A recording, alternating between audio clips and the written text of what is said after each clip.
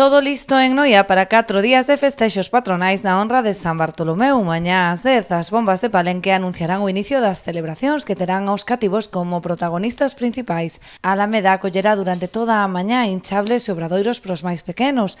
A 1:30 terá lugar o pistoletazo de saída coa lectura do pregón a cargo do actor e cómico Antonio Durán Morris. Xa pola noite, a París de Noia será encargada de inaugurar a programación da verbena nocturna na Alameda, que contará como cada ano coas mellores orquestras de Galicia.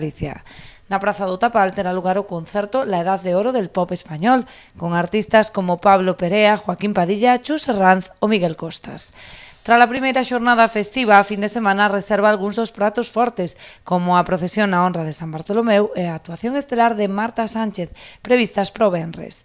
O sábado tocará quenda os concertos de Tamara e Soraya e a actuación do DJ Henry Méndez. O domingo a mediodía terá lugar a xa tradicional festa da empanada e pola tarde celebrarase a misa e posterior procesión na honra de San Roque. A gran tirada de fogos de artificio e a actuación do combo dominicano poñerán fin aos festexos, que terán como traca final a Noite de Berros con David Amor, a 1 da madrugada no Tapal.